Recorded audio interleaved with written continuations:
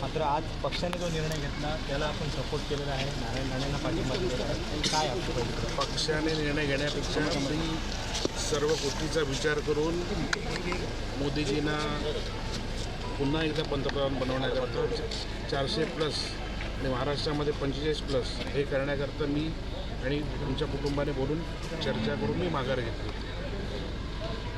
आता जास्तीत जास्त मताधिक्यांनी नारायण राणे साहेबांना निवडून आणणं हेच ध्येय आहे आणि महायुती तर विनायक राऊतांनी म्हटलं आहे की एक वेळ सामान जर असते तर लढायला आवडलं असतं, त्यांनी तेवढं आव्हान केलं असतं, तेवढं राणेंचं आव्हान वाटत नाही. त्यांनी केलेलं कॅल्क्युलेशन आहे, त्या कॅल्क्युलेशनबद्दल नाही कसं म्हणून मी त्याच्या विषयावर भाष्य करू शकत. तुम्ही माघार घेतलेली नाराज आहात का तुम्ही? बिलकुल नाही. नाराज असतो तर आज आलो नसतो. पुढचं तुम्हाला काय आश्वासन दिलेलं आहे काय? तुमची अपेक्षा आहे का? लोक माझ्यासोबत आहेत. या कार्यकर्त्यांना तुमच्या काय संदेश द्याल? कार्यकर्त्यांना त्या इलेक्शनला जोरात काम करून नारायणराव राणे साहेबांना निवडून आणायचं, महायुतीचं बळ वाढवायचं, जेणेकरून येणारी विधानसभासुद्धा पुन्हा एकदा महायुतीकडे राहील अशा पद्धतीने काम. ही सीट जर शिवसेनेला राहिली असती तर बरं असतं असं वाटतं का तुम्हाला?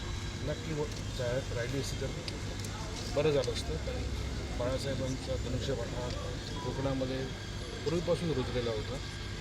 तसंच मी मागे पण बोललो की मुंबई आणि आजूबाजूच्या महानगरपालिका ह्या कोकणावरती अवलंबून, त्यामुळे इथला धनुष्यबाण जर दिला असता तर आणखी मताधिक्य झालं असतं. मालवण आणि पुढे कार्यकर्ते जोपर्यंत आपण संदेश येत नाही तोपर्यंत काम करणार नाही असं भूमिका घेतली आहे. हे माझ्यासुद्धा कानावर आलं आहे. बऱ्याच लोकांनी राजीनामे दिले ते सुद्धा कळलं. पण मी उद्या तिथे जाऊन त्यांना सगळ्यांना सोपवत घेऊन कामाला सुरुवात. ह्याच्या इकडे आपण म्हणताय की कार्यकर्ते काम करतील म्हणून, परंतु रत्नागिरीमध्ये बघितलं तर आपल्या उमेदवार न मिळाल्यानंतर नाराजचे कार्यकर्ते त्यांनी अक्षरशः राजीनामे द्यायला सुद्धा सुरुवात केली आहे. हे बघ, नाराजी ही राहणार. कारण कसं आहे, मी सुद्धा इच्छुक होतो. साहजिक त्यांचं असलेलं प्रेम त्याच्यामध्ये ते नाराज राहणं हे स्वाभाविक आहे.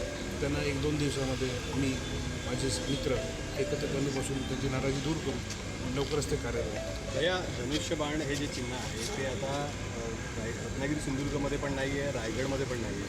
तर हे खूप म्हणजे अशी आतापर्यंत कुठली निवडणूक झाली नव्हती धनुष्यबाण चिन्हच नाही आहे, त्या बॅलेट पेपरवरच नसणार आहे कुठेच. काहीतरी कोकणातल्या जनतेवरती, कोकणातल्या लोकांवरती माझा पूर्ण विश्वास आहे की धनुष्यबाण कधीच ते विसरणार नाही. येणाऱ्या विधानसभेला असेल, येणाऱ्या जिल्हा परिषद असेल, पंचायत समिती असेल, आपल्याला पुन्हा एकदा धनुष्यबाण हाच मोठ्या प्रमाणात दिसेल. भाजपने एकनाथ शिंदे यांना एकूण जर बघितलं तर त्यांना फसवलं, अशा पद्धतीच्या त्यांच्या महत्त्वाच्या जागा काढून घेतल्या, अशा पद्धतीचे आरोप होते. आरोप होतो त्यात तथ्य काही नाही. पण हे दिसतंय ना तुमची नाही, हे राजकीय पॉलिटिकल ॲडजस्टमेंट आहे. पॉलिटिकल ॲडजस्टमेंट करताना तुमचे बळी दिले गेले. नाही, बिलकुल नाही. मी स्वतःहून माघार घेते आणि हे 10 दिवसापूर्वी सुद्धा मी केलं होतं. म्हणजे अजून 10 दिवस प्रचाराला राणेसाहेबांना मिळाले असते. माझा हेतू स्वच्छ होता त्यावेळी.